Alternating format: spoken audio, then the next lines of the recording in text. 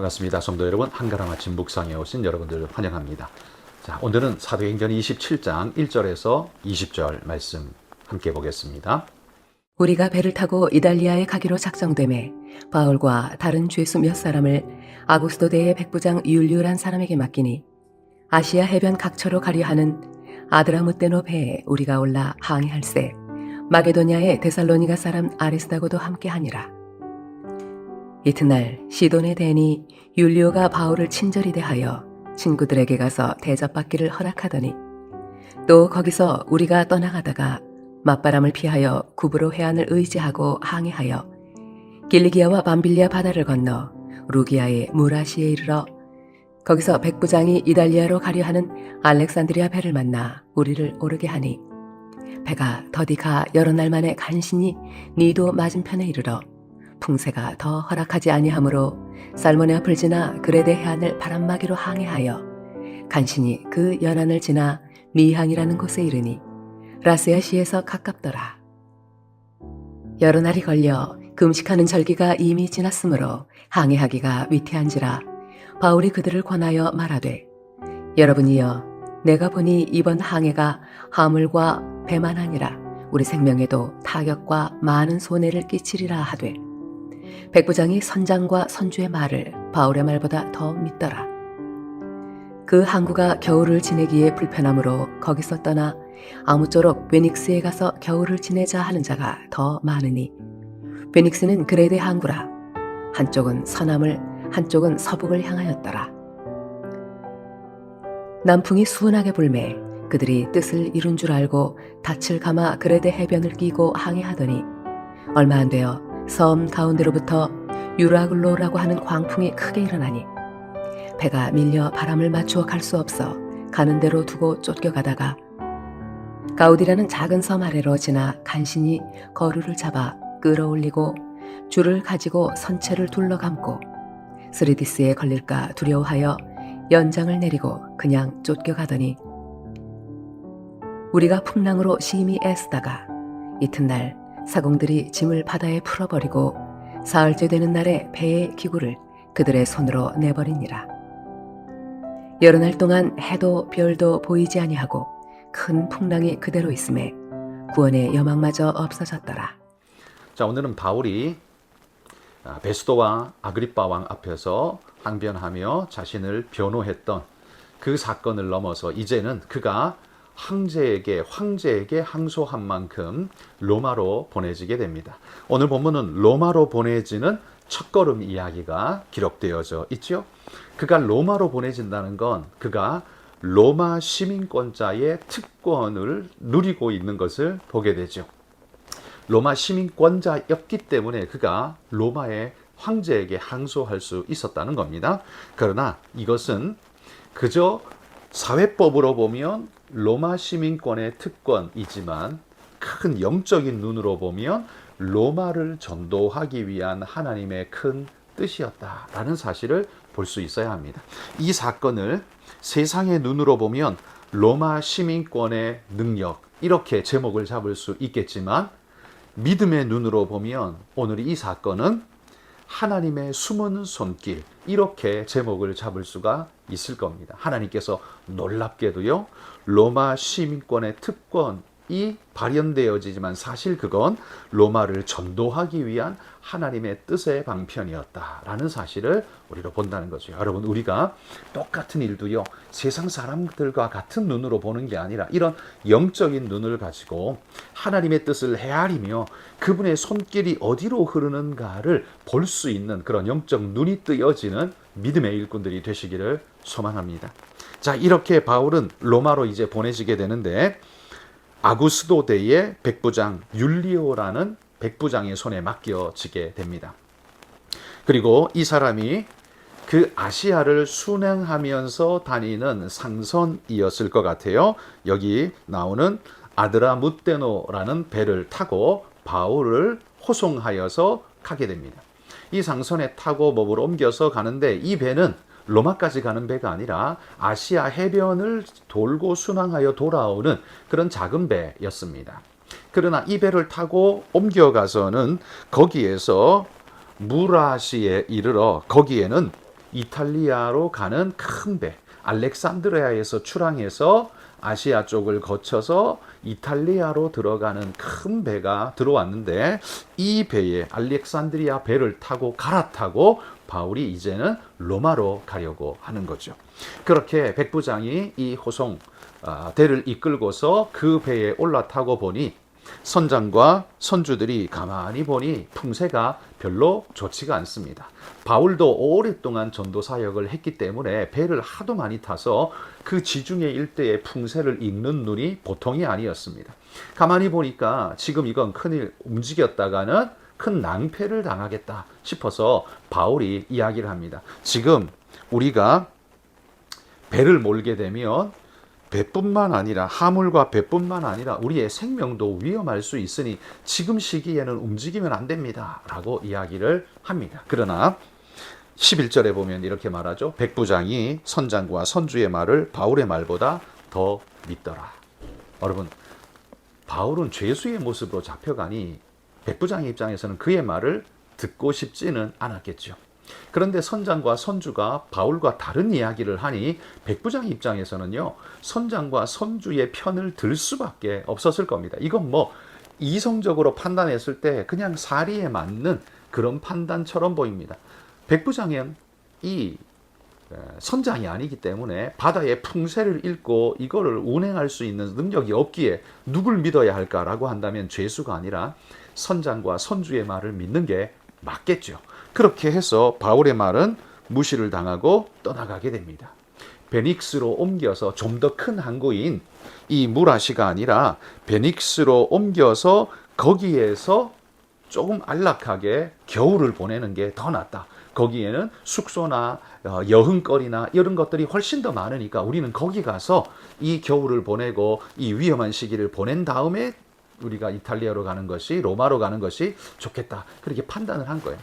그러나 바울은 지금 움직이면 안 됩니다. 가는 동안 큰 위험을 만날 수 있습니다. 이렇게 말했다는 거죠. 그러나 백부장은 선장과 선주의 말을 믿고 옮겨갑니다. 그런데 어떻게 해요? 말 그대로 바울의 말대로 유라굴로 폭풍이 몰아쳐서 광풍이 일어나서 이 큰 배 알렉산드리아 배가 균형을 잡을 수 없을 만큼 앞으로 전진할 수도 없을 만큼 그런 광풍이 일어나서 그들을 휘몰아치게 됩니다. 그렇게 휘말려 다니는데 거기 해변가 낮은 곳에 그리고 이 모래톱이 쌓여 있는 곳에 배가 걸리면 잘못했다간 좌초돼서 쓰러질 수도 있으니까 거기 걸리지 않으려면 어떻게 해요? 배를 가볍게 띄워야 물 위로 조금 더 떠오를 수 있으니까 막 물건들을 버리기 시작합니다. 그리고는 간신히 배의 균형을 잡고서 끌려갑니다. 그것은 방향을 향해서 나아가는 게 아니라 어디로든 바람이 끄는 대로 단 침몰하지만 않도록 유지하면서 겨우겨우 몰려가는 겁니다. 19절에 보면 사흘째 되는 날에 배의 기구를 그들의 손으로 내버리니라. 버릴 수밖에 없었고요. 20절에 여러 날 동안 별도 보이지 아니하고 큰 풍랑이 그대로 있었다는 것, 먹구름이 그 여러 날 동안 완전히 지배하는 아주 무서운 유라굴로 태풍, 어두운 시기가 그들을 지배하고 있었던 거죠. 그래서 구원의 여망마저 없었다고 말합니다. 그러니까 완전한 절망이, 두려움이 그들을 엄습한 거죠. 여러분, 이 풍랑의 사건은 우리가 내일 더 자세하게 살펴보겠습니다만 오늘은 11절 말씀 사건을 중심으로 한번 생각해 봅시다. 여러분, 아까 앞에서 본 것처럼 백부장이 선장과 선주의 말을 더 믿더라. 그렇죠? 여러분, 우리도 세상에서 하나님이 우리에게 주신 영적 지혜를 가지고 시대를 분별하고 옳지 않습니다 라고 말할 때, 예를 들면 동성애는 죄입니다 라고 말할 때 세상 사람들은 뭐라고 말합니까? 저 편협한 사람, 차별주의자 라는 말로서 우리를 정죄하고 우리 말을 들으려고 하지 않습니다. 결국 그렇게 가서 만들어진 세상은 질서가 무너지고 바른 길이라는 것 자체의 개념이 사라진 뒤죽박죽된 사회, 마치 유라굴로 폭풍을 만난 것 같은 사회가 될 수밖에 없지만 백부장은 선장과 선주의 말을 더 듣더라. 이 말처럼 어떻게 됩니까? 이 세상의 통치자들은 이 세상의 말을 더 믿더라 될 수밖에 없겠죠. 여러분, 우리는 그런 때에 어떻게 해요? 절망합니까? 아닙니다. 바울도 자기 말을 들어주지 않는다고 절망하고 낙심하지 않습니다. 오히려 어떻게 해요? 이 어려움의 시기를 어떻게 이길까 기도하면서 이것을 그냥 맞아 드리게 됩니다. 여러분, 오늘 우리가 이 풍세를 읽고 하나님의 영적 기상도를 읽고 우리가 진짜 진리의 말, 바른 말을 하지만 세상이 그걸 온전하게 받아주지 않을 때 어떻습니까? 낙심하고 좌절이 올 수 있습니다만 여러분, 그리스도인은 그 순간 낙심하고 좌절해서는 안 됩니다. 백부장이 선장과 선주의 말을 더 믿는 것은 이성적으로 보면 어찌 보면 합당한 일인지 모릅니다. 우리 말을 듣지 않는 건 어찌 보면 세상적으로는 당연할지 모릅니다. 그러나 그게 틀린 길인데도 불구하고 그들은 그렇게 생각할 수밖에 없다는 거죠. 왜냐하면 선장은 바다를 잇지만 하나님은 바다를 주장하시는데 누구 말을 더 믿어야 합니까? 하나님 말씀을 더 믿어야 하는데 그들의 입장에서는 어떻게 해요? 하나님을 인정하지 않으니 선장과 선주의 말을 더 믿을 수밖에 없는 것이죠. 그래서 풍랑을 만날 수밖에 없는 것이죠. 여러분, 이 일이 우리에게 낙심이 되는 게 아니라요. 여러분, 우리가 거절을 당할 때 거절당했다고 낙심할 게 아니라 여러분, 기대하십시오.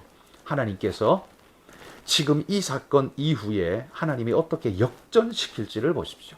지금 여기 백부장이 선장과 선주의 말을 더 믿더라 라고 하지만 다음번에는 어떤 일이 일어납니까? 나중에 알고 보니까 바울이 말한 게 맞네. 바울의 말이 맞네. 이렇게 되고 난 다음에는요. 그때부터는 백부장이 은근슬쩍 바울의 말을 계속 믿고 따르는 모습을 우리는 성경 사도행전 속에서 발견하게 됩니다. 여러분, 오늘 이 사건이 오히려요. 나중에 바울의 말의 신뢰도를 높이는 사건이 되어집니다.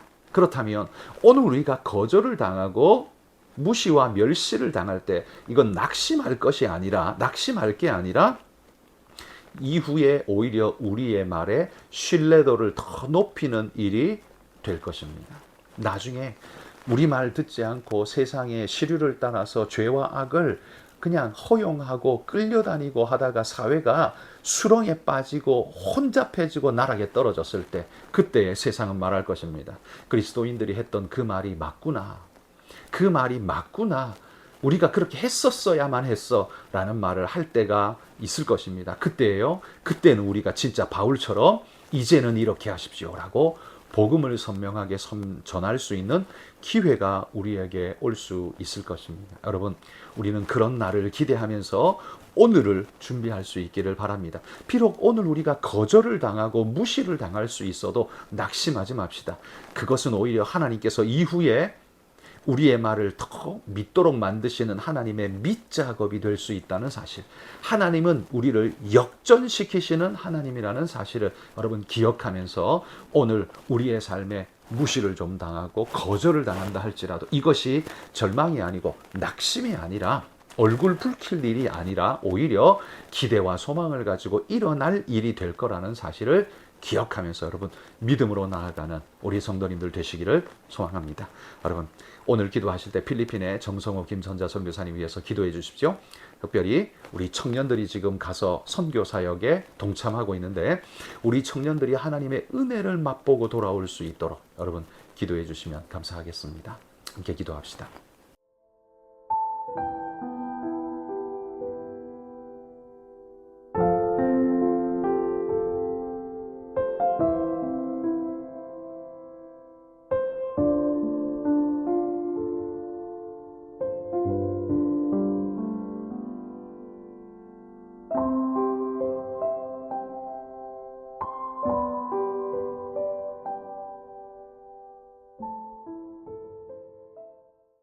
하나님 감사합니다.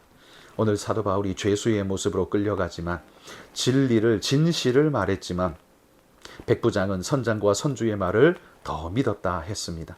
세상은 우리의 말을 믿지 않겠지만 그 거절감과 무시당함이 하나님 우리에게 절망이 아니라 오히려 하나님께서 이후에 역전시켜 나아가시는 발판이 된다는 사실을 기억하고 오늘 더 큰 믿음과 소망을 가지고 거절감 속에서도 하나님을 향한 믿음 가지고 더욱더 나아갈 수 있는 은혜의 일꾼들이 되도록 하나님 인도해 주옵소서.